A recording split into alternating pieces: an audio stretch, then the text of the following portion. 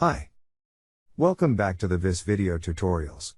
Today, we will see how to perform the design of secondary seismic elements, according to the provisions of Eurocode 8. The code recognizes that a certain number of elements can be considered as not to be part of the seismic-resisting system of the building, and be designed as secondary seismic members. Accordingly, the corresponding strengths and stiffness of these elements against seismic actions must be neglected. The main advantage is that secondary elements can be designed for gravity loads only, following the provisions of Eurocode 2. This will allow for slender sections, and, consequently, less structural constraints. A typical example is the case of shallow beams that could hardly be designed as primary elements, due to the poor resulting joint dimension. The choice of the secondary elements, however, cannot be arbitrary, but needs to comply with the following conditions. The total contribution to lateral stiffness of all secondary elements should not exceed the 15% of that of the primary elements. In any case, the choice of the secondary elements cannot change the classification of the structure, from irregular to regular. Lastly, secondary members and their connections shall be designed to maintain supportive gravity loading, when subjected to the displacements caused by the most unfavorable seismic design condition. The fulfillment of the first two requirements can easily be verified comparing the behavior of the finite element model, including and excluding the secondary member's stiffness. The last condition instead requires the definition of specific load combinations for checking the flexural and shear resistance of the secondary members under the imposed seismic displacements. The whole process can readily be implemented in VIS using a unique model analyzed in SAP2000 or ETABS. Let's see an example. The present SAP2000 model represents a 5-story reinforced concrete building to be designed according to Eurocode 8 as ductility class medium structure. The seismic resisting system is in this case different in the two principal horizontal directions. In X direction, a set of primary ductile moment frames are employed, while in the Y direction, a shear wall system is adopted. The horizontal floor diaphragms are made by one-way ribbed slabs, oriented along the global X direction, and supported by beams at each span. In order to limit the total depth of the interior beams to the depth of the slab, they have been considered as secondary seismic elements. Let's now see how we can justify this assumption. The first thing to do is set up the two alternative stiffness scenarios. The first, called full stiffness, will include all the elements. The second, called primary stiffness, will exclude the contribution of the secondary elements. This will allow us to compare the results of both cases, and check the code requirements in terms of stiffness and regularity. Different stiffness scenarios can easily be created in SAP2000, using a simple, single-stage, staged construction analysis. Before defining the analysis, we need to create the necessary property sets that will be assigned to the different elements. Appropriate stiffness modifiers are defined for beams, columns, and walls to represent the effect of cracking. Then, a set of flexural end releases, specific for the secondary elements, is also created.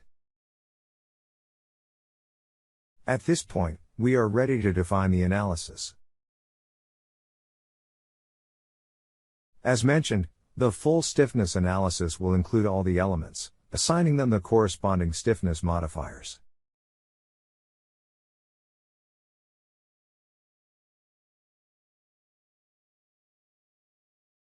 The primary stiffness analysis will instead apply the flexural releases to the secondary elements, and the stiffness modifiers to the primary elements.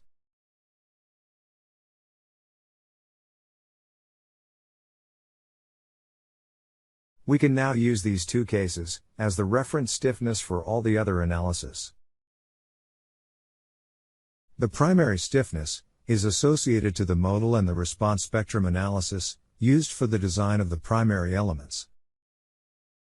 The reference spectrum is reduced by the appropriate behavior factor, chosen in accordance with the ductility class of the structure.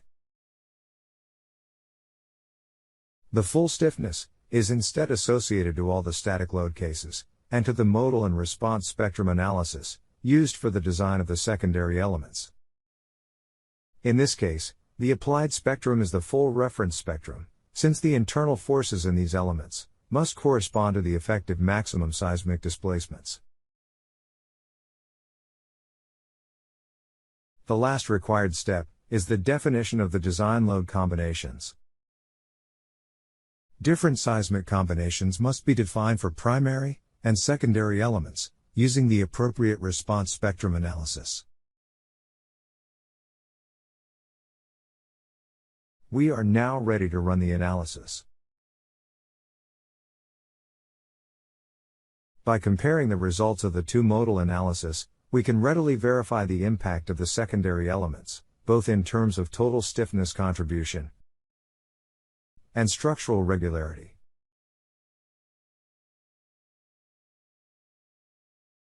Once the basic requirements have been satisfied, we can proceed with the design of the elements.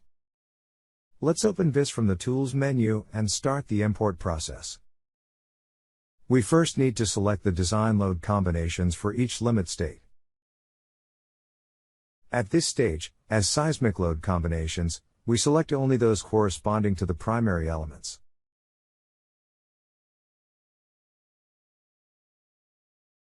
Once we have properly filled all the fields, we can move to the dedicated Secondary Elements tab. In this section, we can identify the secondary elements and overwrite the corresponding seismic design combinations.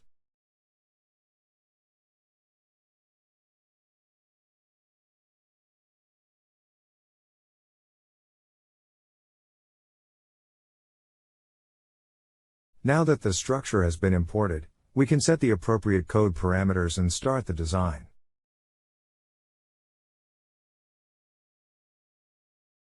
VIS will automatically apply the appropriate design rules for primary and secondary elements.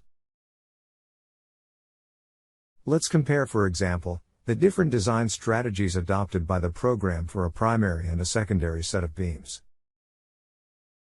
In addition to the strength and service requirements, primary elements are designed to satisfy the capacity design rule, as well as the special detailing provisions included in Eurocode 8. Secondary elements are instead checked against strength and service limit states only, and for the standard detailing provisions defined in Eurocode 2.